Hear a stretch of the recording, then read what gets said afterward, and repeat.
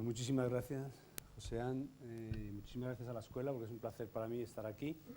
La verdad es que, como bien decía el director, hemos ido viniendo desde hace años cada cierto tiempo, repitiendo un poco estas visitas, y bueno, pues es un sitio que siempre nos gusta, especialmente a mí, la verdad. En realidad yo hace 3 años justamente, a ver si soy capaz de saber, hace 3 años justamente que falleció Luis, mi socio, que es esta persona de aquí. Yo creo que la conferencia que voy a dar casi todos los de las 3 primeras filas la conocen perfectamente, desde ahí para atrás es menos conocida, pero bueno, este es Luis Moreno, que éramos socios y que falleció hace 3 años. La verdad es que cuando me dijeron dar esta conferencia, yo pensando en este asunto, había enfocado la conferencia más hablando de arquitectura de la memoria, un poco en memoria de Luis, tratando de recordar aquellos proyectos en los que trabajamos con temas que tuvieran que ver con el contexto histórico, con la ciudad histórica, con los elementos, digamos, construidos ya y sobre que se trabajan sobre ellos, ¿no? Sobre lo existente, y no era sobre la obra nueva como está anunciado fuera. Es decir, yo vengo a hablar de mi libro. Hace años a Francisco Umbral en una tertulia le preguntaban cosas y decía, oiga, que no, que yo vengo a hablar de mi libro. Pues esto es lo mismo, yo vengo a hablar de mi libro, que es lo que traigo preparado, que no es exactamente lo que está anunciado fuera, pero bueno, yo creo que también porque las obras que desde hace 3 años, el mundo de la arquitectura, como sabemos, es muy lento. Me ha pillado cuando fallece Luis, decido que la oficina tome un rumbo un poquito diferente y estamos trabajando desde hace 3 años y casi todos son proyectos. Entonces, bueno, con esto de la crisis las cosas todavía no se han construido. Me parece más interesante enseñar algunas cosas construidas que habíamos hecho Luis y yo a lo largo del tiempo, ¿no? Entonces, bueno, el primer proyecto es un proyecto ya antiguo. El primer proyecto es un proyecto antiguo, que es el Museo de Zamora. Es un pequeño museo, esto es Zamora, ¿no? Es un pequeño museo, este es el río Duero, ¿no? Aquí está lo que es la ciudad histórica, viene un poco por aquí, con la catedral por este lado, ¿no? Y hay un desnivel de la ciudad de unos 30 metros, ¿no? Sobre los barrios bajos, que en este caso son barrios bajos porque estaban fuera, extramuros, pero también son barrios bajos porque están en la zona baja de la ciudad, ¿no? Y aquí en una especie de hueco, de agujero, se nos propone, digamos, construir un pequeño museo para la colección de los museos provinciales. Estamos hablando de 1990. Las colecciones, casi todos los museos provinciales tenían colección en aquellos momentos, pero no tenían, digamos, sede, estaban almacenados. Este en concreto estaba almacenado en una iglesia, todo el material, y había que construir ahí un pequeño museo para la ciudad, ¿no? Que contuviera los tesoros de la ciudad, ¿no? Entonces, bueno, esto es lo que es Zamora, ¿no? Aquí se ve un poco lo que es la catedral, una catedral fortificada, lo que son las murallas, esa idea del desnivel, ¿no? De los 30 metros, ¿no? Y digamos que el museo estaría un poquito más hacia la derecha, ¿no? En este lugar vemos aquí el río y vemos esta plaza, que esta es la parte alta de la ciudad. Desde aquí hasta aquí hay unos 25 metros. Aquí hay una calle en cuesta que va bajando hasta esta plaza de Santa Lucía, que ya está extramuros, y aquí lo que estaba es esta iglesia de Santa Lucía, que es una iglesia del 12 con parte en el 18, y un extraño resto de una fachada de un antiguo palacio que existía aquí y que estaba todo zunchado por luego caserío del 19. Era un palacio raro porque llegaba hasta la muralla, hasta la valla esta, mejor dicho, hasta el corte geológico, y tenía un claustro en este punto, ¿no? En realidad, en una restauración muy, digamos, dramática, el arquitecto que lo iba a restaurar lo que hizo fue demoler todo y luego reconstruir como una crujía. Aquí se quedó como una situación un poco extraña, porque donde había realmente un claustro y donde había un patio, ¿no? De palaciego, lo que había en realidad era un vacío ya inmenso, con unas pequeñas ruinas de los restos de las murallas, ¿no? de los arcos, ¿no? Y sin embargo luego restauró esta fachada cambiando un poco los huecos, etc. Pues en este lugar, este es el corte de la ciudad, ¿no? Ahí se ve lo que es los barrios altos, con este chapitel de una pequeña iglesia, lo que es la muralla de la ciudad, ¿no? La valla, una valla, aquí hay muralla y aquí hay valla, ¿no? El corte geológico, desde este punto todo el rato echando agua, y realmente es un punto curioso porque, claro, en realidad está drenando toda la ciudad ahí, y por eso precisamente el antiguo palacio fue drenado y acabó cayéndose, ¿no? O sea, que parte de la explicación de por qué se había caído ese palacio inicialmente o estaba tan deteriorado era por todo ese drenaje de agua que se ve aquí, ¿no? Y este es el primer dibujo casi que dibujamos en la oficina, ¿no? La verdad es que todavía lo recuerdo, pasan muchos años y uno se acuerda de este dibujo, ¿no? Que es un dibujo bastante ideológico, que en realidad coge es como un sampling, ¿no? de este croquis de Le Corbusier, que es una mano que coge un ángel y que a su vez coge, digamos, el casco histórico, ¿no? Esta parte de aquí es más Le Corbusier, esa especie de ala que es el río, coge el entorno con el Museo Zamora, y que hablaba un poco de la posición que tomábamos ante la arquitectura en aquel momento, ya estoy hablando de hace muchos años, que era, por una parte, aceptar esa condición de Le Corbusier, de la arquitectura formalista, moderna, y por otra parte, aceptar la relación que tiene que tener la arquitectura con su contexto, ¿no? De una forma equilibrada. La colección era una colección muy chiquitita, fundamentalmente tenía este tesoro de Rabalde, que es un tesoro celtibérico, 2 tesoros en realidad, aunque le llaman el tesoro de Rabalde, eran 2, que se hubiera podido exponer en un museo pues, de este tamaño, de 3×3, ¿no? Y luego algunas piezas más, ¿no? O sea, en realidad el museo, cuya pieza más interesante era este conjunto de torques y vasos y elementos, ya digo, celtibéricos, ¿no?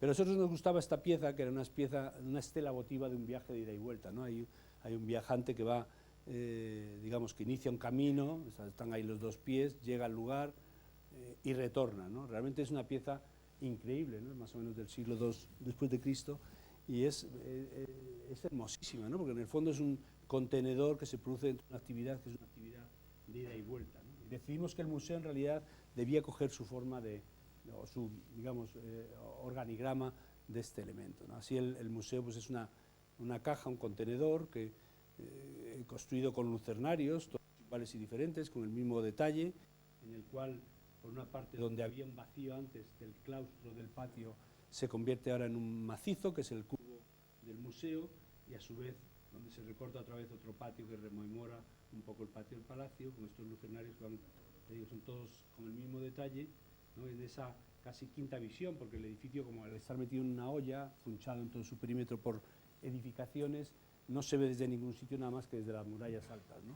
Y desde ahí se ve pues esta cubierta, una cubierta que construye esa quinta fachada lecorbusieriana, ¿no? Y se construye, pues ya digo, en todos los elementos iguales, haciendo que a su vez las salas sean cada una igual y diferente. Bueno, aquí se ven, ¿no?, la iglesia de Santa Lucía, lo que es las rocas de la ciudad, el caserío del 19 y el palacio, ¿no? Entonces la pieza se ubica donde antes estaba el claustro, ¿no? De tal manera que se construye esta caja, que dentro, si os fijáis, es como la estela votiva, ¿no? Hay un viaje de ida y vuelta a través de la rampa es casi ese punto donde se apoya, y uno puede hacer un viaje alrededor para luego salir. Entonces la construcción, en vez de plantear donde antes había un lleno, que era en esta zona blanca, ahora se plantea un vacío, y donde antes había un vacío, que era el claustro, ahora se plantea un lleno, ¿no? Era invertir los elementos. Bueno, aquí se ve un poco lo que es la iglesia de Santa Lucía, el antiguo palacio, ¿no? Y los elementos con esa rampa que va articulando todos los espacios, y con los arcos, digamos, que marcaban el antiguo claustro. Aquí se ve lo que es la visión, ¿no? Lo que es el río, la vega, las murallas de la ciudad y la visión de esa quinta fachada construida pues, muy elementalmente con una cubierta de zinc, ¿no?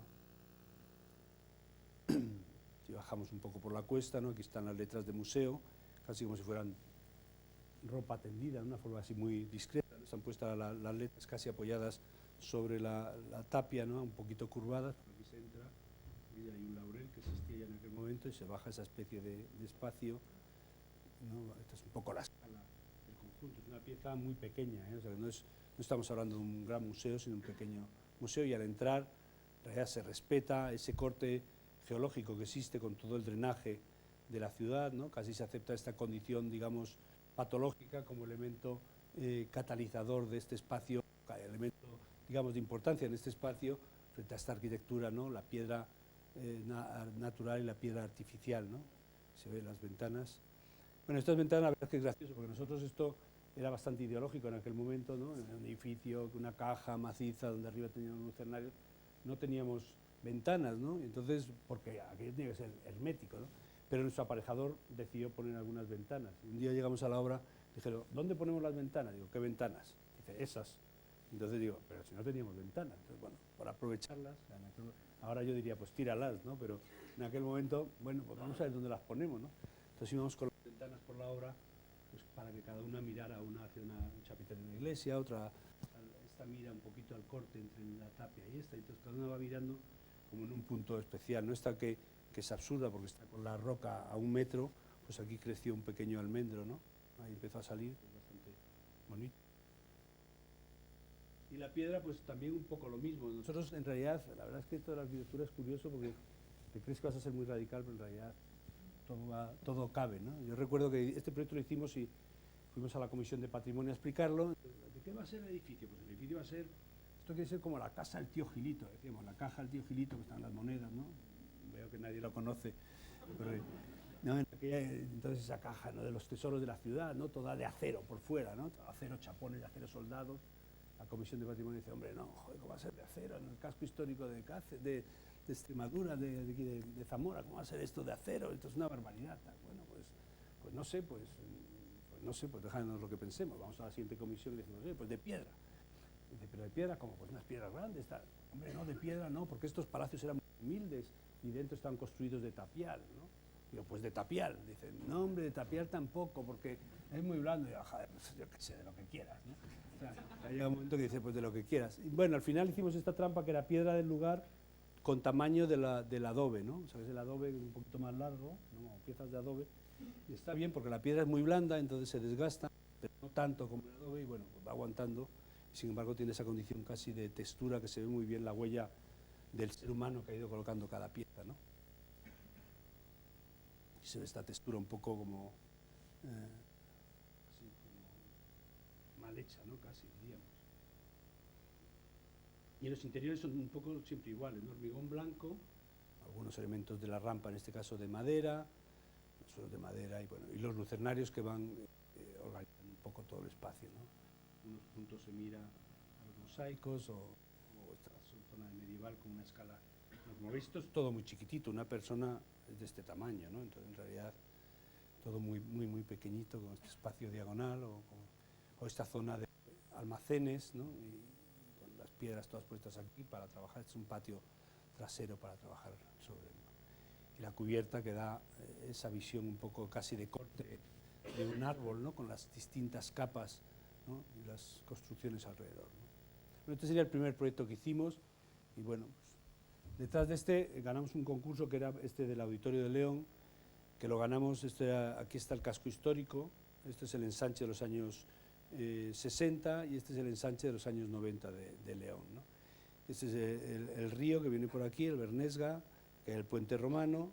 Este es el Hostal de los Reyes Católicos, que es un edificio fantástico, renacentista, que es impresionante, la verdad, precioso. Este estaba extramuros, porque la ciudad estaba aquí, ¿no? Esta es una cosa que quedaba extramuros porque era un hospital, ahora es un hostal. En aquel momento era, digamos, un hospital, ¿no?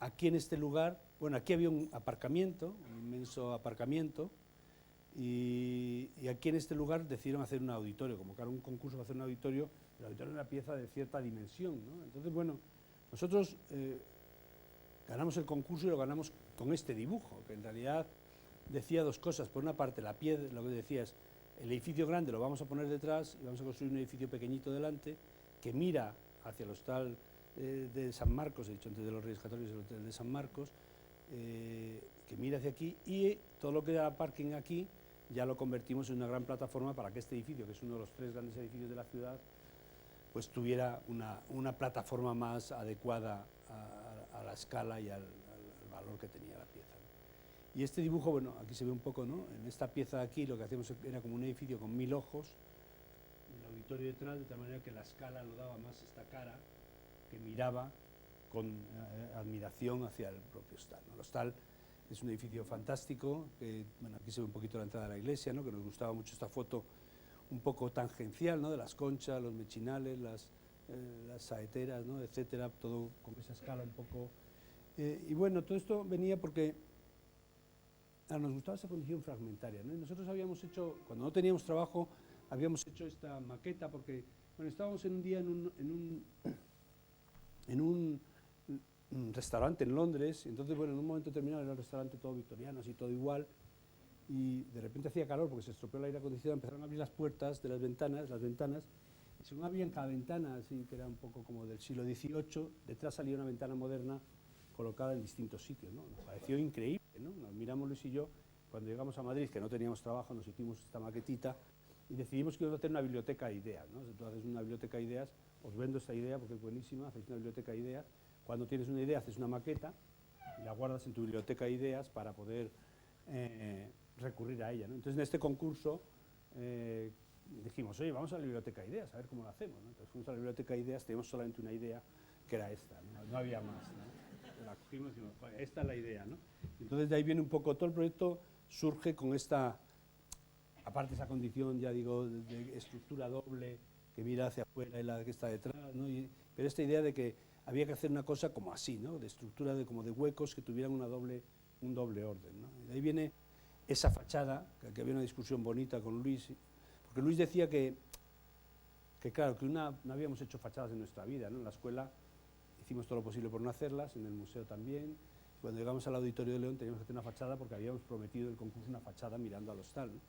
Entonces, claro, aquí decíamos, bueno, Luis decía, claro, lo que es bonito es que las fachadas modernas, yo decía, las fachadas modernas, las fachadas clásicas tienen un hueco en el centro, y Luis decía, pero las modernas tienen un pilar, ¿no? Había una discusión, y entonces esto, bueno, pues es como una situación de acuerdo, ¿no? O sea, hacer una fachada que tuviera pilar, hueco en el centro, pilar, hueco, ¿no?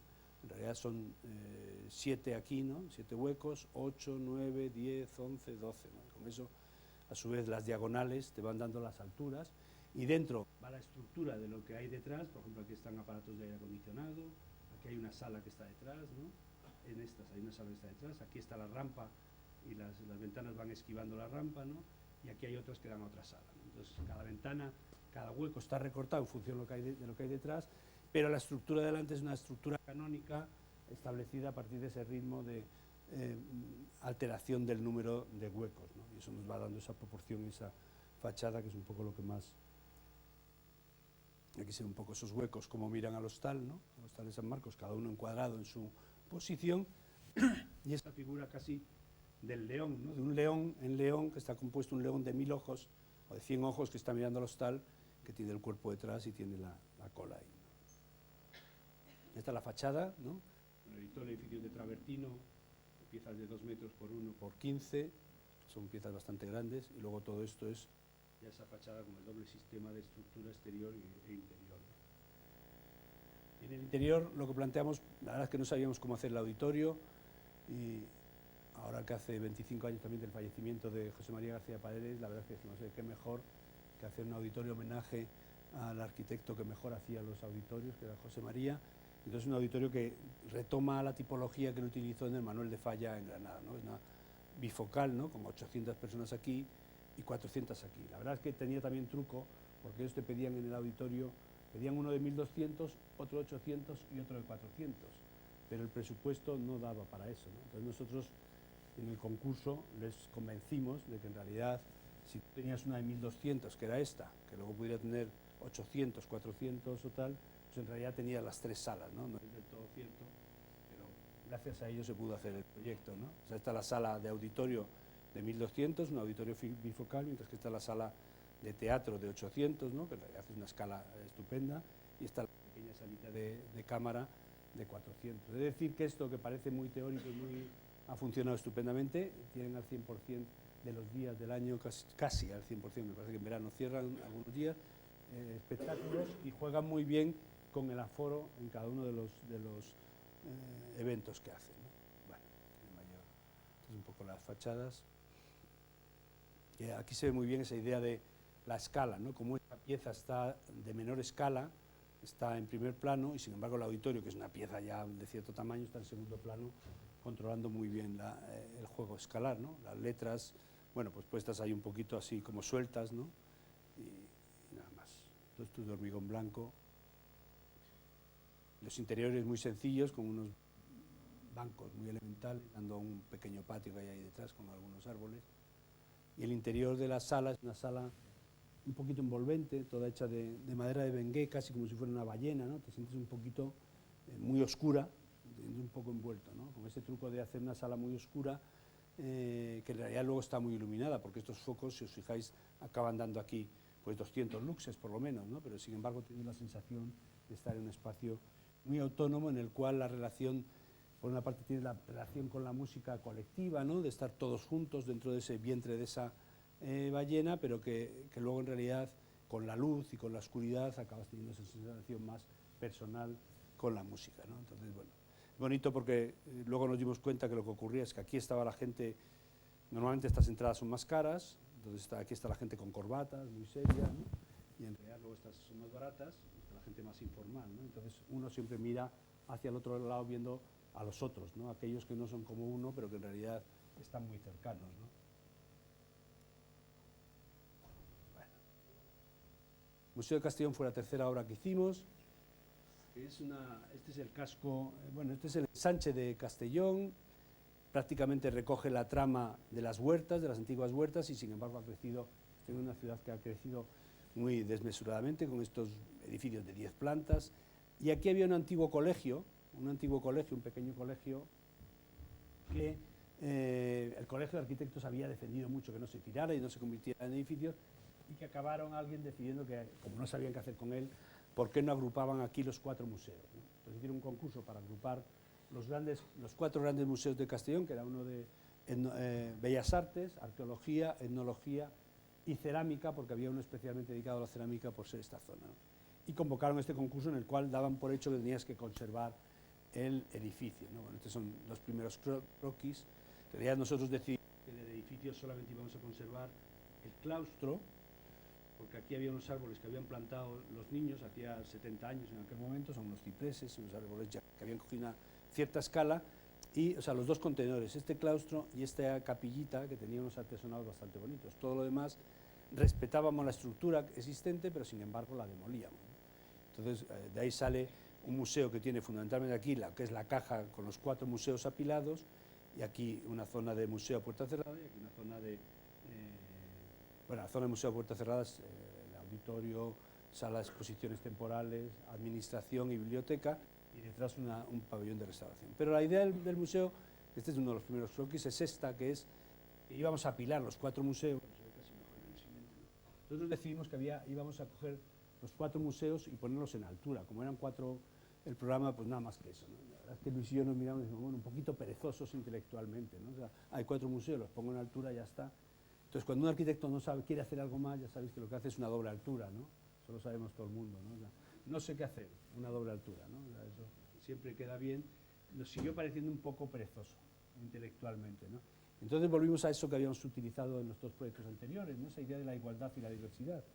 Claro, en el Museo de Zamora se había usado la igualdad y diversidad en planta, ¿no? Con esos elementos, esas salas que son todas iguales y diferentes entre sí. En el Auditorio de León lo habíamos hecho en la fachada con esos ventanales, que cada ventana era igual y diferente a la otra, y aquí decidimos hacerlo en sección, ¿no? Con lo cual lo que hicimos fue poner cada doble altura en diferente posición, haciendo que cada museo en realidad fuera igual y diferente a los anteriores, pero con el vacío igual en cuanto que tiene los mismos elementos y diferente en cuanto que están colocados en diferente posición. Eso nos daba una cosa interesante, que era esta cascada de espacios en doble altura, que permitía una percepción del espacio, digamos, 1 a 1, ¿no? Con las vitrinas, con la obra de arte aquí, 2 a 1 en los espacios a doble altura aquí, ¿no? Donde ya es la zona más de descanso, y la percepción total del edificio, ¿no? Esto venía también de una broma, con cierta cosa que decía Rafael Moneo, y que a mí me gusta siempre recordarla porque es curioso, te fijas y ocurre, ¿no? Y es que decía, los buenos edificios, Emilio, son pequeños por fuera y grandes por dentro. Parece una tontería, pero cuando uno va al Panteón, se coloca afuera y dice, hombre, pues tampoco es tan grande. Cuando entra adentro dice, pues es bastante grande, ¿no? O sea, realmente hay esa cosa que impresiona. Ocurre, si os fijáis, muchísimos de los edificios que más te gustan tienen ese cambio de escala al entrar en su interior. Entonces, en este, de broma, nosotros decíamos, aquí es fenomenal, porque lo vamos a multiplicar por raíz de 2, ¿no? La diagonal, y por lo tanto vas a tener una percepción mucho mayor, cosa que, aunque era una broma, ocurre bastante, ¿no? En el espacio ahora lo enseñaré. Bueno, entonces tiene un atrio aquí de entrada, museo a puerta cerrada, con la biblioteca, salas de exposiciones temporales, auditorio y oficinas, zona de restauración, y aquí es donde está el museo, los 4 museos apilados, ¿no? que van cada uno cambiando el vacío, cambiando este vacío. No he traído las plantas, pero bueno, este vacío va cambiando en distintas condiciones. Entonces, bueno, todo el edificio está recubierto de una placa de fundición de aluminio reciclado, utiliza aluminio de los cárteres de coches, de las piezas de los coches que se recicla.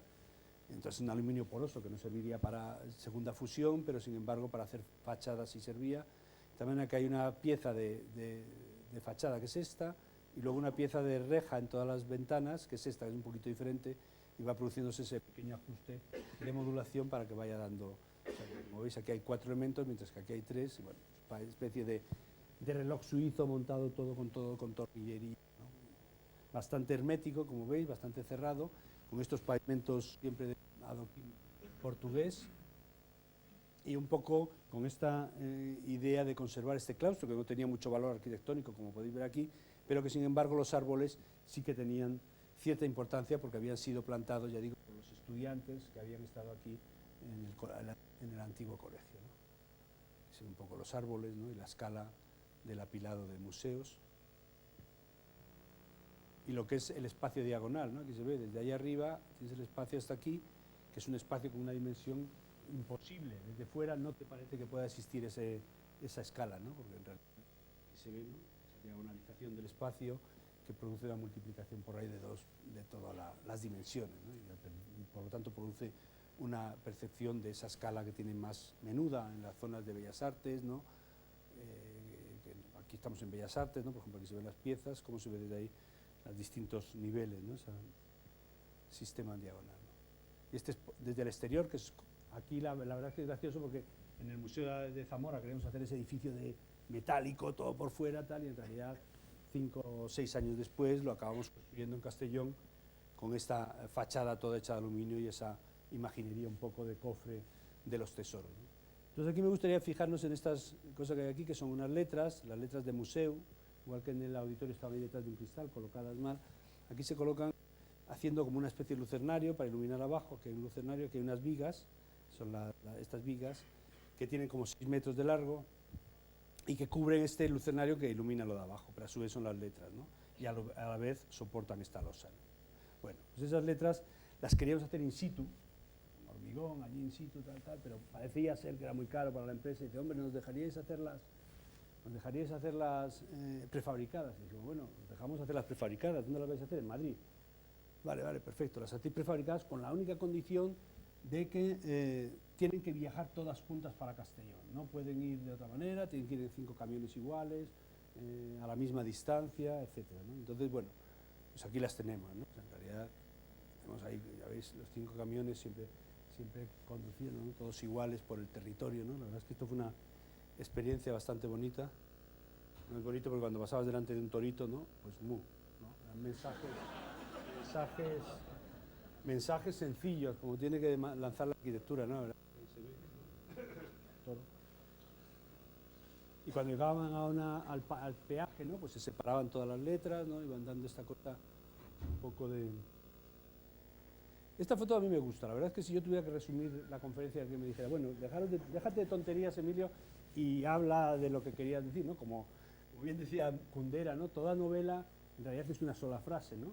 En realidad, y la labor del escritor es esconderla, y la labor del lector es descubrirla, ¿no?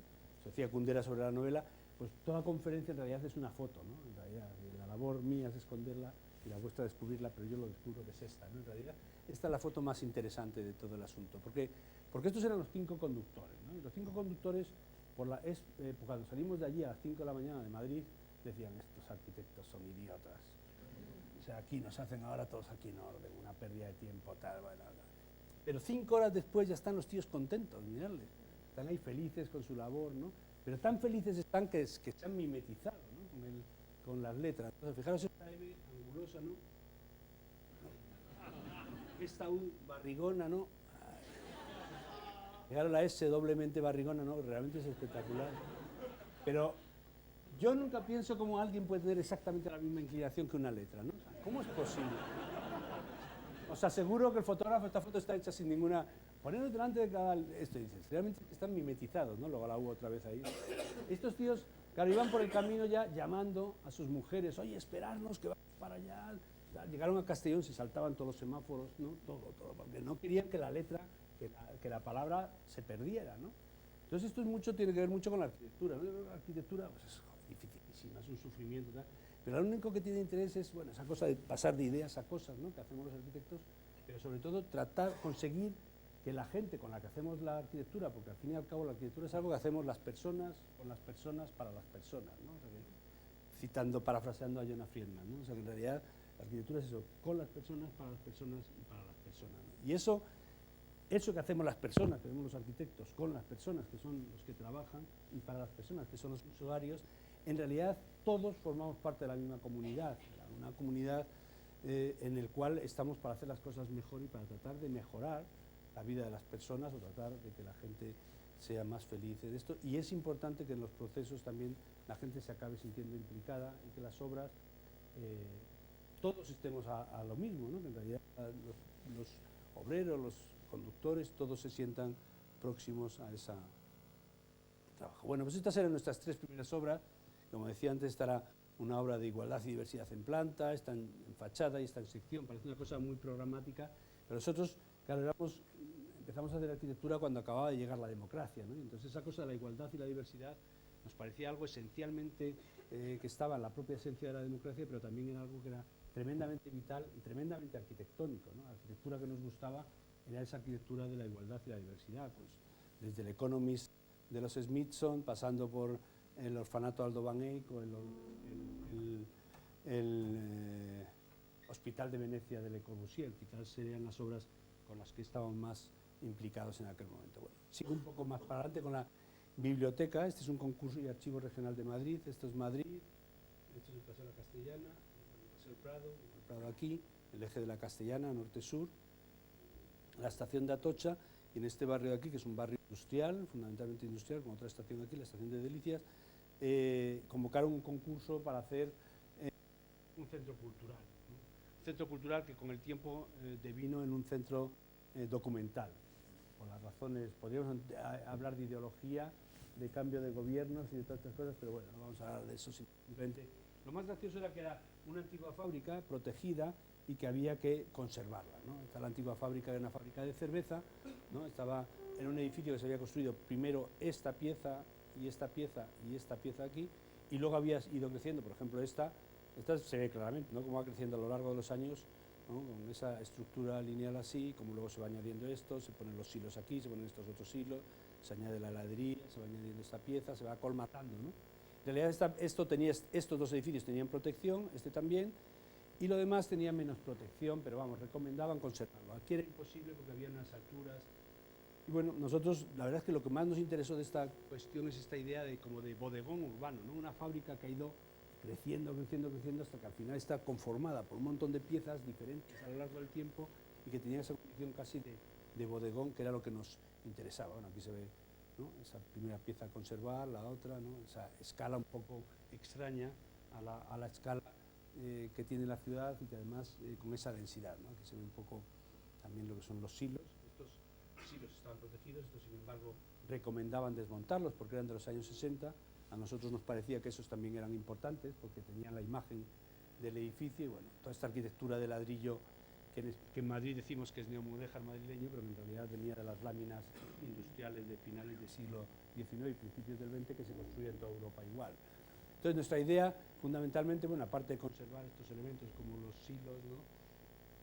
Y conservar los elementos que había que conservar protegidos, nuestra idea, ¿no? O sea, aquí nuestra idea era insistir en esa idea de bodegón, ¿no? Construir una arquitectura que estuviera constituida más por las distancias entre los edificios llevadas hasta situaciones increíbles y digamos, construir más el espacio a través de esos objetos y los espacios que quedaban entre ellos, ¿no? Y esa es la propuesta, bueno, esta es la propuesta del centro documental, la del Centro Cultural Merasalto, que es un poco parecida, porque en realidad lo que se planteaba aquí, lo que planteamos aquí es esa idea de las distancias extremas entre los edificios, y distancias que en algunos momentos, digamos por la normativa, casi de incendio, eran casi imposible de hacerlas cumplir, y la inserción de una serie de objetos, casi todos cualificados por una fachada que daba continuidad, digamos, una igualdad a través de la diversidad de los edificios por medio de una fachada continua que hacía una especie de edredón térmico. En aquel momento empezamos a trabajar con Ovearu, que estoy hablando de hace muchos años, en el 94, y empezamos a introducir el elemento del concepto de arquitectura ecológica o edificio verde, que en España no existía, pero que en Inglaterra ya existía toda una normativa, ¿no? Entonces con Ovearu trabajamos en ese sentido, ¿no? Se incorporó aquí un lago de aire con una preclimatización, con una torre aquí y otra aquí, todo el edificio tiene una doble capa que ventila, todas estas cosas, todos los ladrillos se reciclaron, o sea, aquí se ve el lago de aire que es este de aquí, ¿no? Estas son las piezas que se conservan, estas son las piezas que son nuevas, ¿no? Se va un poco construyendo todo el edificio, todo el conjunto con piezas que van, que hablan de una arquitectura industrial del siglo XX, ¿no? Que frente a esta industrial del siglo XIX, todo hecho en ladrillo y ladrillo, ¿no? Y con siguiendo los manuales, digamos, de construcción de fábrica, la nueva arquitectura debía ser una arquitectura construida como era la arquitectura industrial de aquel momento, que era hormigón y vidrio, ¿no? Es un poco lo que, por ejemplo, aquí se ve la maqueta del conjunto. Y bueno, pues aquí se ve un poco, se ve mejor en la siguiente, cómo están restaurados los edificios, ¿no? Cómo se van sustituyendo, y en realidad todos los edificios se restauran con los ladrillos de los edificios que se desmontan, ¿no?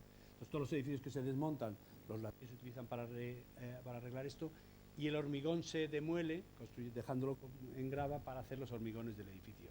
Al final prácticamente no salió material de demolición del edificio porque todo era, casi todo, en un 80%, fue reciclado para los hormigones y para los ladrillos. Y los ladrillos que sobraron, no se me olvida, están en el lago de aire haciendo masa térmica, ¿no? O sea, en realidad, debajo de esto hay un inmenso lago de aire construido por un montón de ladrillos juntos por donde circula el aire. Aquí se ve un poco, a este lado está el archivo y a este lado la biblioteca, tiene esta entrada y tiene diferente funcionamiento un poco cada una.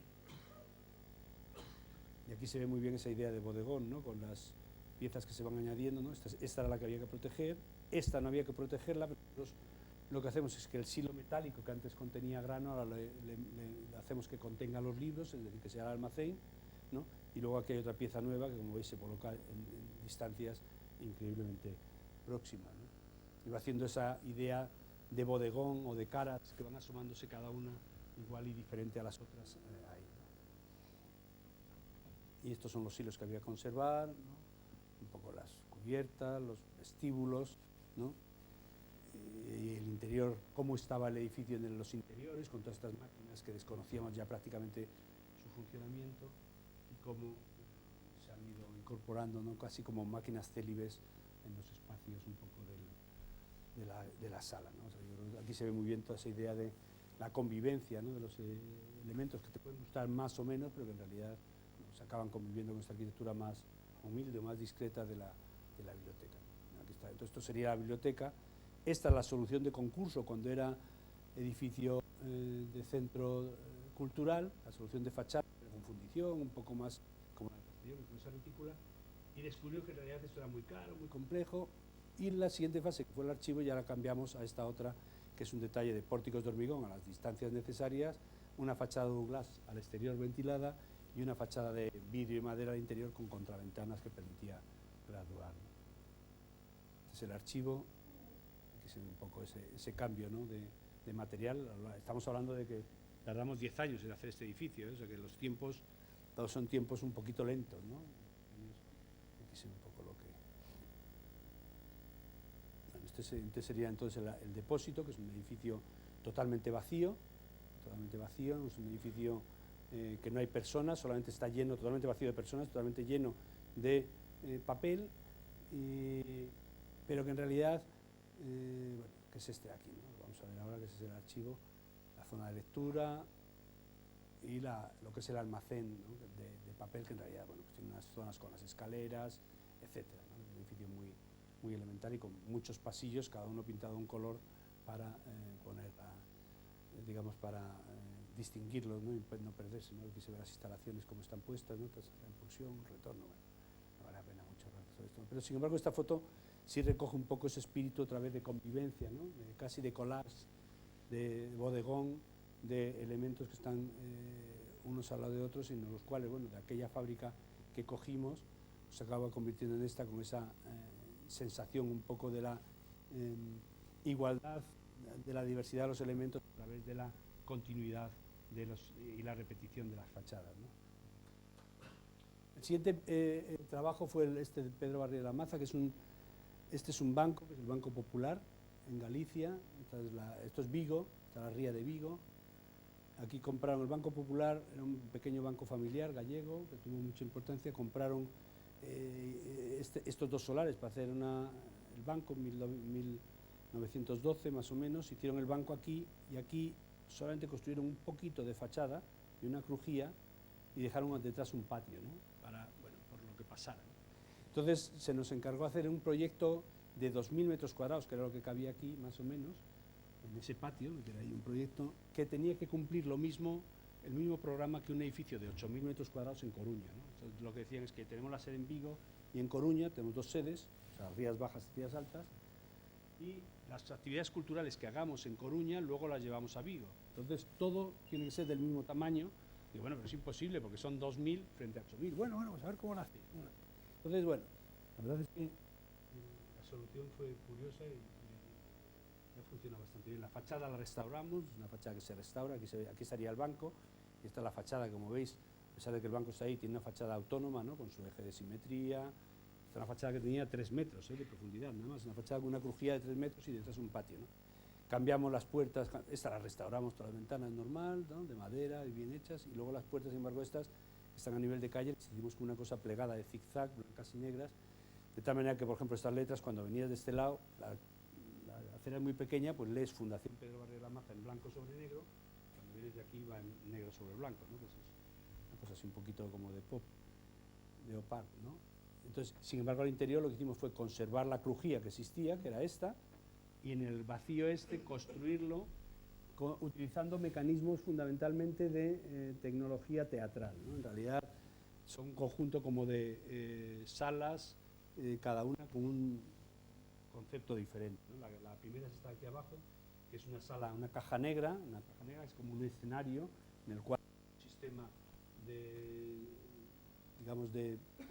funciones de plataformas móviles en el suelo y de peines contrapesados aquí, de tal manera que puedes hacer exposiciones, puedes cambiar el perfil de esto, lo que quieras, pero es como un escenario de teatro, para que nos hagamos idea, una caja negra, ¿no?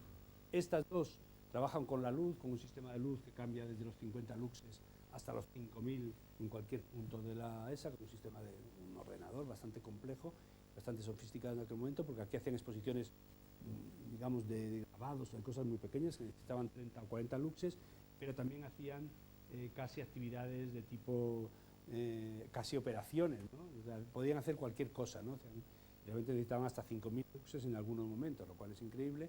Y aquí arriba hacemos otra que es una sala que tiene todo el mobiliario del edificio, ¿no? Todos los muebles del edificio, todas las sillas están en esta sala, de tal manera que es una sala polivalente, pero que cuando uno necesita un mueble lo tiene que venir aquí y cogerlo, ¿no? Entre medias, lo que hay son unos ascensores, porque nosotros, bueno, en realidad el concepto del edificio es decir, cada vez que interveníamos en un edificio siempre había alguien que decía, bueno, esto es más alto, más pequeño, esto es más bajo, la piedra no me gusta, pero sin embargo cuando un ingeniero ponía un ascensor, a todo el mundo le parecía bien, daba igual que el edificio fuera protegido, el ascensor. Y nos dimos cuenta que hay un efecto curioso con la gente, con el patrimonio, que hablan de todo menos cuando aparecen las máquinas. Las máquinas, tú pones una máquina encubierta, a todo el mundo le parece estupendo, ¿no? Es el aire acondicionado, o un ascensor, ¿no? Entonces este edificio en realidad son todo máquinas, ¿no? O sea, tienen los ascensores como un ascensor grande para el piano, para los ascensores ahí con sistemas de cristales que les das y se ponen translúcidos cuando les das a la electricidad, con peines contrapesados, con cosas que se mueven, con iluminaciones escandalosamente raras ya, porque puede hacer aquí de todo, y con un sistema también de contrapesado de los muebles, ¿no? Y la verdad es que fue muy bien entendido, ¿no? La verdad es que en Vigo, bueno, esto es la cubierta simplemente para que se vea esa condición casi de máquina que tiene todo lo que se ha metido ahí dentro, ¿no? Un poco esta aplicación, aquí se ve, bueno, eso de la entrada, ¿no? Con las letras que os decía antes, ¿no? Que si vienes por un lado lo ves de una manera, si ves de la otra, vas de otra. Lo que es la crujía que existía con la restauración, el sistema de ascensores, es un ascensor inmenso, ¿no? Montacargas y un ascensor normal.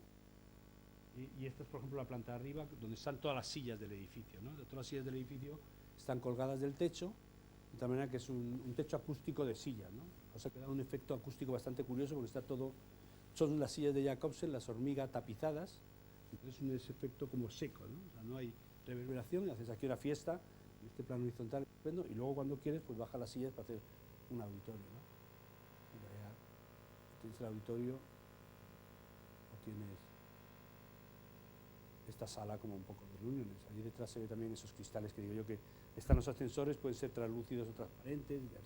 Entonces esto también tiene la gracia de que en realidad cuando tú necesitas una silla para cualquier cuarto, pues vas allí, bajas la barra y te llevas la silla, ¿no? Para cualquier reunión. O sea que todas las sillas del edificio están todas aquí, ¿no? También se puede colgar gente, que siempre es muy práctico, ¿no? Abajo está todo este sistema de iluminación que decíamos que es, bueno, es un sistema con distintos tubos, que te permite pues dar aquí un bañado de luz de 50 luxes, o tener en realidad una luz de 50 o de 5000, o tener barras que tal. O sea, en realidad es un sistema bastante complejo que, bueno, esto venía de, no lo voy a contar porque esto es un rollo, pero venía de una manipulación de los ciclos circadianos, toda la tecnología esa. Y esta es la sala abajo, es esa caja negra que yo decía, que tienes arriba los peines contrapesados y abajo los, de tal manera que o sea que esta planta, como veis, se puede transformar el suelo como queramos con estos sistemas de espirales metálicos, de tal manera que puedes tener ese espacio configurado así o configurado, no sé, aquí mismo, aquí se ve a Luis también. O puedes hacer un seminario con doble vaivén, ¿no? Colgando de arriba pues, todo este sistema, ¿no? Etcétera. En realidad, al final, con ese pequeño, digamos, artificio de utilizar todos sistemas mecánicos que vienen del mundo del teatro, conseguimos que en realidad los espacios son suficientemente polivalentes. Hay momentos bastante divertidos que entonces se hace abajo una presentación, se sube arriba una copa, se baja a la planta donde se queda la exposición y la gente está todo el rato moviéndose en un espacio de 2000 metros cuadrados, lo que en Coruña normalmente lo hacen en 8000, ¿no? Y funciona bastante bien. Ese camino que nosotros pensamos que era un camino estupendo y que seguiríamos trabajando sobre este asunto, nunca más volvimos a trabajar. La razón en realidad es bastante evidente, porque en realidad es un sistema que optimiza mucho el espacio. O sea, en este caso era un caso muy especial que nos permitió optimizar mucho el espacio, ellos lo usan muy bien, pero en realidad el metro cuadrado es muy caro, porque acabas haciendo un metro cuadrado a precio de escenario de teatro, de tecnología teatral, que es bastante cara, ¿no? Por eso no hemos vuelto a trabajar sobre eso. Este es otro proyecto, que es el Museo de las Colecciones Reales, que es un proyecto también muy largo. Este es el Palacio Real, ¿no? De Madrid, esto es la zona alta de Madrid, esto es lo que es el Campo del Mora, que sería el río, ¿no? Y en realidad, y aquí está la catedral, ¿no? Y bueno, el Palacio Real tiene una historia larga, ¿no? Es no sé, está aquí, es un proyecto que llaman en el momento del cambio de la dinastía, ¿no? Cuando en realidad empieza la dinastía de los Borbones, después de los Austrias, Felipe IV decide construirse un palacio y entonces el antiguo Alcázar, casualmente se incendia por la noche en 1734, la Nochebuena, ¿no? Por la noche se prende. Curiosamente, las mejores obras de arte salen del museo, del palacio antes, para que no se quemen, ¿no? Entonces se queman. Entonces, bueno, él llama, es bonito porque él en ese momento llama, nos pensamos esto del Star System, que es algo que es de ahora, ¿no? Pero en realidad, en aquel momento, pues el rey dice, bueno, ¿a quién llamo? ¿No? Entonces dice, bueno, voy a llamar al arquitecto de moda en ese momento, que era Yubarra, ¿no? Entonces llega Filippo Yubarra, que era el gran arquitecto del Star System, y llega aquí, y entonces le dice, pues tienes que construir sobre estas ruinas del antiguo Alcázar de Madrid, donde antes había estado Mohamed I, y donde había estado los cristianos, y donde había habido tal, donde es el origen tal, y en este desastre con un desnivel de 35 metros, tienes que construir un palacio. Bueno, un palacio aquí no puedo construirlo, ¿no? Yo me iría allí a los Altos de San Bernardino, que es donde está Fuencarral, ¿no? Y me haría allí un palacio. Y hace un proyecto para un palacio horizontal, barroco, que nunca se llega a construir porque en realidad el rey no quería. Él quería, a pesar del cambio de dinastía, él quería estar donde habían estado los reyes moros, digamos, entre comillas, donde habían estado, digamos, sus ancestros de la anterior dinastía de los Austrias, donde había estado todo el origen de Madrid. Entonces, Filippo Yubarra muere en el disgusto, para que no os creáis que esto de la arquitectura no es disgustosa para los alumnos, digo, para que penséis que esto es muy duro. Entonces él muere a esos 2 años después, peleándose con el rey, acaba muriendo, y entonces el rey llama al discípulo de Yubarra, que es Sacchetti, que es mucho más práctico, y llega a Sacchetti y dice, pues esto facilísimo, o sea, facilísimo, yo cojo el palacio de Yubarra, mi maestro, la ornamentación tal, y lo coloco aquí en un cuadrado, y punto pelota, ¿no? O sea, en realidad, como antes todo está en horizontal, yo lo pongo en vertical, hago el primer palacio real, primero y casi único palacio real barroco en altura, ¿no? En realidad tiene 5 plantas para arriba y casi 5 para abajo, ¿no? Enterradas en esta crujía, ¿no? Y ahí hace el palacio real que todos conocemos, bueno, el original, que es este cuadrado, ¿no? En realidad ya desde ese momento ya plantea que hay que hacer un sistema de bajada de rampas al Campo del Moro, que está a unos 30 metros más bajo que aquí, ¿no? que lo que es la plataforma de Madrid, ¿no? El Alcázar estaba aquí, y aquí estaba la Medina, más o menos, y aquí hacía una especie de villa hispano-musulmana, y luego ya los cristianos, cuando conquistan, van creciendo en este eje, ¿no? Y entonces, sobre estas rampas, que ya empieza a plantear Sacchetti, plantea este palacio, y ya dice, y el palacio, cuando crezca, deberá crecer hacia el sur de esta manera, ¿no? Bueno, todos los arquitectos que trabajan en el Palacio Real siempre dicen que hay que crecer hacia el sur de esa manera. Sabatini también plantea un crecimiento hacia atrás, que de hecho se inicia, y se pusieron aquí las limitaciones, pero se deja de hacer, ¿no? Y el Palacio Real acaba creciendo naturalmente hacia el sur de Madrid en esta forma. Y esto es un poco, bueno, aquí se ve, ¿no? Al final la propuesta nuestra, por lo tanto, lo que hace es recoger esa tradición de Sacchetti, de que aquí está el Palacio Real cuadrado, esta es una ampliación de Sabatini, y estas son las salas, ¿no? que se construyen más a finales del 19, principios del 20, ¿no? por Segarra, Rubio y Segarra, aquí, estas dos, y esta es lo que nosotros planteamos que es la continuación del ala para preservar toda esta zona. En aquel momento, estoy hablando del 2000, nosotros decíamos, es que el príncipe se casará en algún momento y tendrá que cruzar aquí, y además aquí hay restos arqueológicos de la antigua Alcazaba, del antiguo Alcázar y de la antigua muralla, ¿no? que son estos que se ven aquí. En realidad, estos restos están aquí colocados, que es los origen, digamos, la ciudad amurallada de Madrid, cuyo origen está en la Alcazaba, en la fortificación islámica que había aquí, y luego la construcción cristiana que está aquí. Bueno, pues desde el primer momento, el primer croquis que hicimos fue este, que es un croquis donde se ve el Palacio Real, las rampas de Sacchetti, lo que es el Campo del Moro, y una extensión natural del Palacio Real hacia el sur, construyendo casi el basamento de la catedral, ¿no? Es un poco lo que... Y este fue el dibujo que presentamos en el concurso, ¿no? Aquí se ve el palacio, la extensión de Segarra, ¿no? Y luego la continuación del ala hacia el sur, ¿no? Rematando un poco toda esta cornisa, ¿no? Eso es todo un sistema como de pilares de hormigón que se planteaba, ¿no? Que es un edificio, en realidad, si os fijáis, es un edificio que se corta, porque cortamos la ciudad 35 metros, y es un muro de contención. En realidad, si os fijáis, tiene estructura de zapata, ¿no? De muro y zapata, ¿no? Es una L que está conteniendo las tierras de todo Madrid empujando sobre aquí, y el agua, que es peor, del empuje de todo Madrid, ¿no? Entonces se completa el sistema de rampas de Sacchetti, se completa con el último tramo, que es este, que se hace de ladrillo, y queda un poco ya el conjunto, ¿no? Entonces, bueno, el programa, nosotros pusimos aquí el programa muy elemental, aquí están los restos arqueológicos.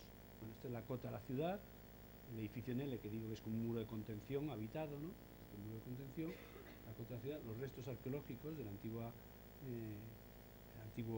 Alcázar cristiano, ¿no? Y la antigua muralla. Y entonces, bueno, el programa es un programa muy sencillo, nosotros ponemos arriba tapices, digamos, pintura, instrumentos musicales, instrumentos científicos, etcétera, y todo tipo de ornamentación, y abajo carruaje, ¿no? Esta planta, sería esta aquí. Y ya debajo los almacenes y otras cosas. Claro, esto es lo que nosotros planteamos en el 99, que era esta cosa, y lo que está ahora construido, que en realidad acaba siendo bastante parecido. Hay una cosa desde el punto de vista de climatización, es un patio de ventilación, pero en realidad hay que tener cuidado con lo que uno propone, porque al final lo acaba teniendo que construir, ¿no? En realidad esto es un dibujo hecho casi en 15 días, no mucho más. En realidad, bueno, pues 15 años después todavía seguimos ahí trabajando en esto, ¿no? El edificio, por razones presupuestarias, se ha dividido en muchísimas fases. Llevamos, ya digo, 15 años trabajando y se ha ido dividiendo, ¿no? Primero se hizo una excavación con estos muros, ¿no? A nosotros nos hacía gracia que el muro de contención fuera como la fachada, ¿no? Y a la vez como la antigua muralla, ¿no? Y luego se ha hecho la estructura, luego se ha hecho la fachada, y ahora la fachada y la cubierta, y ahora estamos en la última fase, que es todas las instalaciones y la cubierta, ¿no? Pero hay momentos curiosos como ese corte de la ciudad de 35 metros, ¿no? Con que uno se da cuenta que está en las manos, pues, de este artesano, ¿no? Era un especialista austriaco, que cada cable que ponía de los tensores, pues, lo medía, lo miraba, tal, ¿no? En realidad era tan amante de su trabajo, incluso más que nosotros, incluso él consideraba que la obra era suya, mientras que eso es hermoso, ¿no? O sea, que es un poco lo que decíamos antes de la arquitectura con la gente, para la gente y por la gente, ¿no? En realidad, este es el muro de contención de Pilotes, ¿no? Que es un poco esa la fachada que da, que un poco tiene que ver con aquella construcción de la antigua muralla, ¿no? Claro, y aquí a su vez los restos arqueológicos que iban apareciendo, ¿no? Pues esto es lo que es la muralla ya cristiana, ¿no? Que ya es de piedra, sobre la antigua tapia islámica, y es bonito ver como tú aquí estás una persona viviendo y con un cepillito, ¿no? Pues el peso de la arquitectura, ¿no? Una persona con un cepillito quitando el polvo a una piedra y midiendo una piedra con un lápiz, y detrás, donde nosotros estamos, en realidad hay una tuneladora de esas, una pilotadora, ¿no? de 40 metros, perforando pilotes de 2,5 metros, ¿no? Echando hormigón. Entonces, realmente uno, cuando mira eso, dice, bueno, ¿cuál es el peso de la arquitectura, no? El peso de la arquitectura es esa persona quitando el polvo y midiendo las cosas así, o es las máquinas con las grandes infraestructuras, ¿no? Lo bonito que a mí me parece que la arquitectura está en los dos sitios, y probablemente lo hermoso es que tanta arquitectura puede contener una pequeña casita de 100 metros cuadrados, y es la paradoja de nuestra profesión y lo más hermoso. Tanta arquitectura puede contener una casita de 100 metros cuadrados como una gran infraestructura, ¿no? Y realmente es enigmático, ¿no? Muchas veces al final la arquitectura que más te interesa pues no tiene por qué ser la de mayor dimensión, ¿no? Bueno, esto era lo que pensábamos que iba a salir, que es esto de aquí, y luego nos apareció aquí un montón de restos extramuros, que eran pues antiguos acuartelamientos del siglo XIX, con una fábrica de gas bastante curiosa. Esto nos produjo mucho trastorno, porque la fábrica de gas, para la producción de gas se quema hulla y se produce brea, y la brea estaba almacenada aquí y había contaminado pues, un radio de unos 50 metros del campo del Moro. Los árboles nadie sabía por qué se estaban pudriendo, y se están pudriendo por estos antiguos restos de esta antigua fábrica de gas. Ya os podéis imaginar que los conservacionistas decían, hay que conservar la fábrica de gas, y nosotros decíamos, hay que descontaminar el campo del Moro, en realidad, porque esto es un problema, ¿no? Bueno, lo curioso de esto es que a nosotros lo que nos ha hecho siempre gracia es que al descubrir todos estos asentamientos, todos estos acuartelamientos, ¿no? del 19, en realidad tenían el trazado más o menos del palacio, del museo que nosotros hemos construido. Y el museo, bueno, pues aquí está en construcción, con los pilares, son pilares de 1 metro por 1 metro, con vigas de 1 metro por 1 metro, bastante tonto, bastante elemental, todo igual. Esto tiene 8 metros de altura, o sea que una persona es chiquitita. Esto es lo contrario, cuando antes decía que el Museo de Zamora es muy pequeñito, esto tenéis que pensar que es inmenso. O sea, estamos de un lado a otro hay 120 metros, o sea, esto es 120 metros, estos son como 18, y esta, la altura de una persona más o menos está ahí, ¿no? Un poquito más. Y toda la estructura se va a dejar de hormigón visto, con unos sistemas de impulsión arriba y extracción abajo. Y bueno, los restos arqueológicos se incorporan a la colección de esta manera, más o menos de una forma natural, como si fuera una sala más. Y bueno, las distintas plantas pues van cambiando un poco. No sé ahora cómo se hace esto.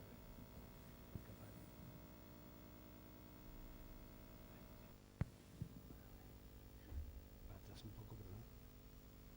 Bueno, aquí es mayor. O sea que en realidad toda la estructura está hecha con estos pilares, ¿no? que decía, ¿no? de hormigón de 1 por 1 blanco, de hormigón blanco, que se tratan con una cosa que se llama cane concretar, que es una pintura al silicato para que no suelte polvo toda la vida, pero quedan como si fueran hormigón, ¿no? O sea que bueno, son de hormigón, en realidad solamente se silicata la superficie para que no suelte polvo. Y bueno, esta es un poco como se ve pues hace 15 días desde el retiro, ¿no? Y se ve la pieza de granito, ya toda construida en granito, etcétera. Aquí se entiende mejor, ¿no? Esa es la entrada, está la sala, la zona de acceso y la sala, ¿no? Construye como esa especie de escenario, ¿no? Aglomerado, ¿no? de la cornisa de Madrid, que va apareciendo desde el Sacchetti, el Sabatini, el Segarra, el Chueca-Goitia, ¿no? Y luego ya toda la pieza un poco de remate que tiene esa condición, digamos, de discreción, aunque para mucha gente dice, bueno, es que es muy grande, sí, pero en realidad es una arquitectura que trata de establecer vínculos, ¿no? con esto que tenemos aquí, con esta arquitectura neoclásica, pero a su vez no hacer alardes, digamos, ornamentales, ¿no? Que se entiende también muy bien, ¿no? Todo el palacio, el ala, la continuación del ala, las rampas, etc. El último proyecto que voy a contar es el Atrio, el restaurante Atrio Relais Château en Cáceres, que bueno, el otro día lo estuvimos visitando con los alumnos de máster. Cáceres es una ciudad, aquí se entiende muy bien, está Almendra, la almendra medieval, tenía dos poblados, dos villorrios, ¿no? Uno aquí un poco como Pamplona, que tenía tres, ¿no? En origen, aquí había uno castellano, donde se asentaron los castellanos, y había uno donde se asentaron los leoneses.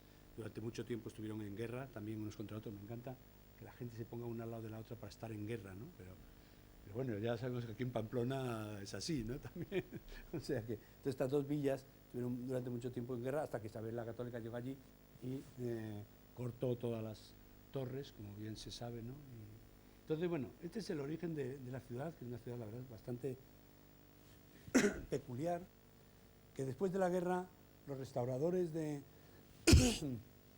aquella época decidieron que se había quedado toda con el tiempo, se había quedado toda la piedra vista, decidieron que era bonita dejarla toda la piedra vista, cuando en realidad es una ciudad que fundamentalmente era una ciudad, un pueblo blanco, una ciudad blanca de palacios de piedra, pero encalados, como la mayoría de las pequeñas poblados o ciudades medievales, ¿no? En realidad es una ciudad más blanca que de piedra, pero a los restauradores de la época de Franco les pareció que estaba mejor de piedra y le han sacado la piedra por todos sitios, lo cual ha convertido la ciudad en una ciudad bastante especial, porque aunque conceptualmente lo veas un disparate, en realidad luego allí es bastante surrealista, ¿no? Yo siempre decía que es un espacio como del neorrealismo italiano, así todo como toda la piedra sacada así un poco exageradamente, ¿no?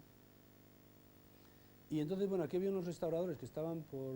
bueno, el casco, lo que es la ciudad nueva, es, igual que digo, es una ciudad hermosísima en su rareza, en su patología de ciudad transformada en el siglo XX y que todo el mundo lo admite como lo histórico, lo que en realidad es un invento de 1950, pero sigue siendo hermosísima. Pero la ciudad nueva quizás es una de las ciudades más feas de toda España, ¿no? Yo creo que es horrorosa, ¿no? Entonces, aquí había un restaurante que estaba en esta zona, en un patio manzana, que es Atrio, chicos que empezaron de jóvenes y que poco a poco fueron avanzando y que, bueno, pues llegaron a tener 2 estrellas Michelin y decidieron que ellos, claro, cuando uno pensaba en Cáceres, todo el mundo pensaba dos cosas, casco histórico y Atrio Relais Château, que era el gran restaurante con 2 estrellas Michelin, que es como si fuera uno a Francia, con la mejor bodega de vino de todo el mundo, una cosa increíble, y decidieron que había que aunarlo. Entonces, bueno, se metieron en una operación de comprar aquí unos terrenos aquí, unas ruinas que había aquí y venirse aquí, ¿no? Y bueno, pues nosotros habíamos ganado el concurso para hacer la Fundación Helga de Alvear, que está aquí, ¿no? Y estoy dudando si está ahí, sí, ahí es. Que habíamos ganado ese concurso, Helga de Alvear tenía amistad con ellos, nos presentaron y dijeron, oye, ¿por qué no os atreveríais a hacer esto? Y dijimos, sí, sí, nos atrevemos, nos atrevemos. Yo todavía no sé cómo me atreví, porque realmente, bueno, casi morimos en el intento, porque en realidad la gente de Cáceres no quería que estos plebeyos que estaban aquí se fueran a la zona aristocrática donde vivían todos los marqueses, condes, etc. Y tampoco querían que se instalara allí un restaurante. Es una cosa un poquito como agresiva con todo, ¿no? Este es un punto precioso de la ciudad porque es el punto más alto donde hay esta sucesión de 3 plazas, que es preciosa porque es como los 3 espacios, lo descubrimos después, los 3 espacios del Museo de Castellón, lo veis ahí, que se diagonalizan, ¿no? Son 3 espacios continuos. Y realmente es el sitio más bonito, ¿no? Entonces, el sitio más bonito de Cáceres, que se instalaran estas personas, pues no. Nosotros hicimos un proyecto y conseguimos que en una ciudad de 100.000 personas tener 11.000 firmas contra el proyecto, firmadas en papel. Digo esto porque no es lo mismo firmar en digital y decir, firmo, contra no sé qué, firmo, ¿no? Que ir allí, acercarse y firmar, ¿no? Realmente, bueno, fue un desastre, ¿no? Fue un caos, bueno, sabemos en todos los periódicos, los demoledores, los que se cargan el patrimonio, se han cargado todo el patrimonio de Cáceres. Pero casi yo no me he cargado nada, si todavía no he hecho nada. Lo único que he hecho ha sido un proyecto, ¿no? Y bueno, fue horroroso. Tuvimos a Cáceres levantado en armas contra nosotros, pero levantado en armas realmente con una indignación que yo nunca he visto, y una virulencia y una agresividad como nunca he visto. Y lo dejamos durante un año. Lo dejamos durante un año y ahí se quedó la cosa. Y yo al año, la verdad es que llamé a... Esto es lo que había allí, ¿no? Este es Los Golfines, este es el Palacio de Sande, este es San Mateo, y esta es la Plaza de San Mateo, ¿no? Y aquí había pues, un conjunto de construcciones, que esto es un pequeño como torreón de servicios anejo a este palacio, que era un antiguo gallinero. Aquí había un edificio que había sido muy transformado para la prejunta de Extremadura, o sea, antes de que hubiera Junta de Extremadura y que hubiera el Estado de Autonomía, ya se hizo algo que era previo. Y aquí había un chalet que se había hecho un arquitecto en los años 80 y que, bueno, pues estaba bastante, tenía alturas de 2,20, ¿no? La verdad es que debía ser bastante bajo.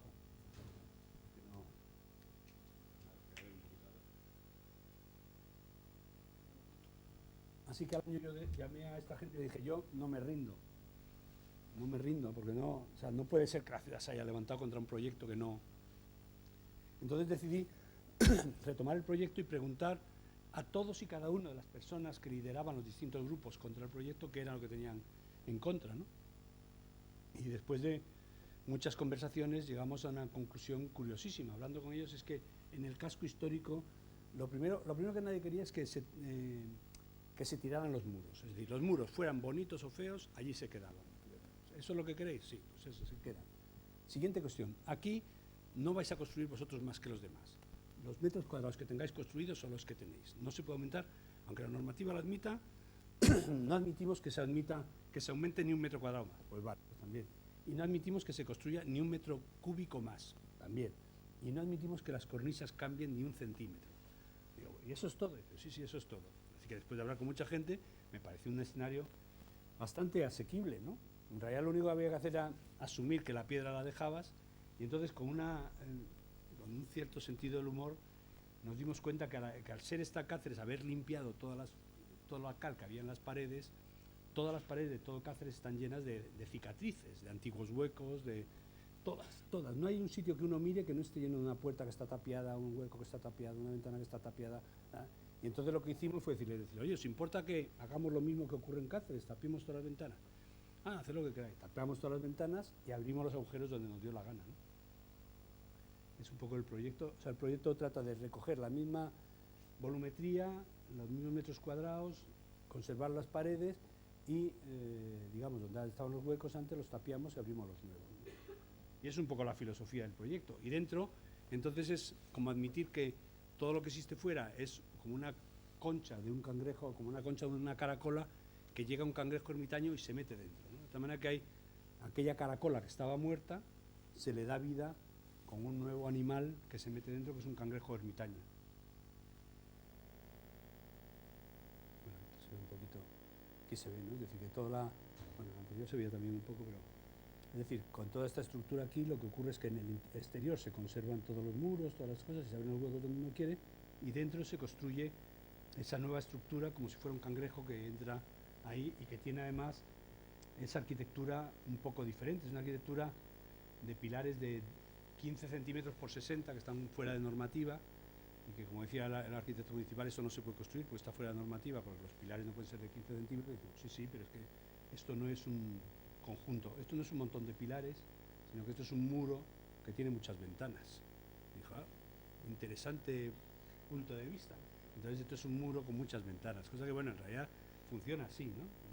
Y esta era la idea un poco del proyecto, ¿no? Esa cosa de meter, que es esa como idea del animal, el ser vivo que vuelve a habitar el espacio y vuelve a construir, a darle vida a través de la inserción de un animal nuevo, ¿no? Es un poco ese animal que está ahí, bueno, y cómo se mantienen todas las alineaciones en sus sitios, se van construyendo estos espacios. Esta es la zona de restauración, se entra por aquí, todo esto tiene 15 metros de luz, ¿no? Aquí está la cocina, y luego arriba, pues bueno, van saliendo los dormitorios como pueden, cada uno de diferente tipo, ¿no? Porque en realidad estos hoteles lo que les gusta es que cada habitación sea con un carácter diferente, ¿no? Que hay dos piscinitas, de calor, una caliente y otra fría, y esto es un poco la estructura, ¿no? De tal manera que fuera, pues esto es la de Torre San Mateo, el Palacio de Sande, ¿no? Y aquí se ve las ventanas como estaban, ¿no? Como estaban, se han tapiado todos los huecos, incluso hemos dejado pues este tipo de cosas que les gustan tanto a los cacereños, o sea, y bueno, en realidad las ventanas se van abriendo donde se tienen que abrir como independientemente a lo que ocurra, ¿no? Y en el interior, sin embargo, se construye esa especie de nuevo animal o cangrejo ermitaño, todo de hormigón blanco. Bueno, hormigón blanco, la verdad es que todavía no me lo creo que me lo hayan hecho tan bien. Está hecho in situ, mucha gente dice, esto es prefabricado, ¿no? No, esto está hecho todo in situ y está hecho hecho fantásticamente bien. Entonces, bueno, está arriba la terraza, ¿no? Esto es bonito porque esta es la ermita. A nosotros nos gusta mucho esa idea de que el cangrejo ermitaño esté mirando a la ermita, ¿no? Esta es la parte de atrás, ¿no? Como se abren los huecos, ¿no? Se ve muy bien ahí. Aquí hubo que reforzar para que no se cayera este trocito que había que conservar, y los huecos pues se van abriendo los pobres como pueden.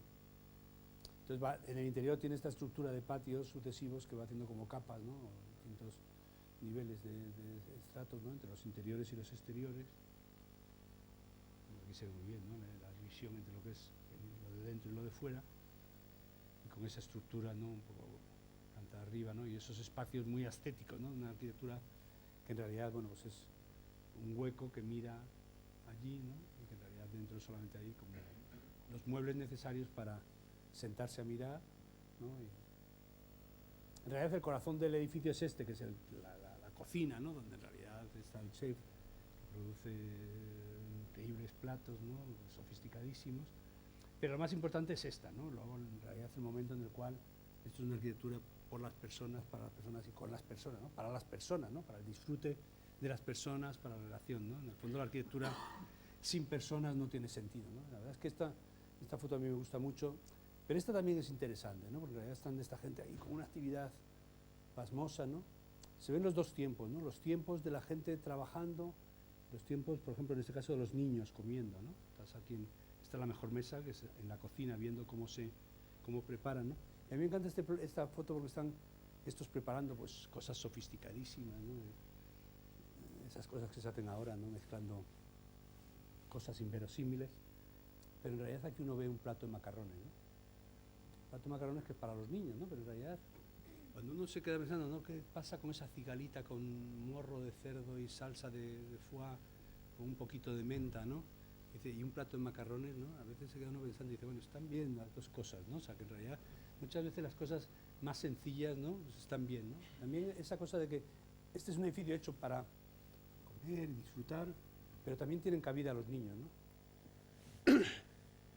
Este es mi hijo, no me he podido resistir a traerlo, bañándose en la alberca esta de allá arriba, ¿no? Y, bueno, esta foto fue tomada el mismo día que esta otra, que la tomó Luis. Este es mi hijo, este soy yo. Aquí están las tres plazas, las que yo decía que están unidas como una diagonal, ¿no? De tres espacios. Es una foto bonita porque estás mirando hacia afuera, se ve muy bien Cáceres, el ambiente. En realidad Atrio, lo único que es esto, ¿no? Luis toma la foto, saca a nosotros, el pobre Luis falleció luego unos meses después, no mucho tiempo después. Y yo siempre que veo esta foto, claro, pienso que en esto de la arquitectura, la memoria, ¿no? En realidad, mira que los arquitectos hacemos arquitectura muchas veces para ver cómo se ve, ¿no? Pero claro, cuando uno está haciendo las cosas, al final no es tan importante cómo se ve las cosas que tú haces, sino en realidad cómo se ve de dentro. O sea, no es tan importante cómo se ve de fuera a adentro, ¿no? Sino cómo se ve de dentro hacia afuera, ¿no? Como es esta foto en la cual Atrio desaparece y lo que vemos es lo que existe, porque en el fondo es más importante lo que existe que lo que hacemos. Muchas gracias.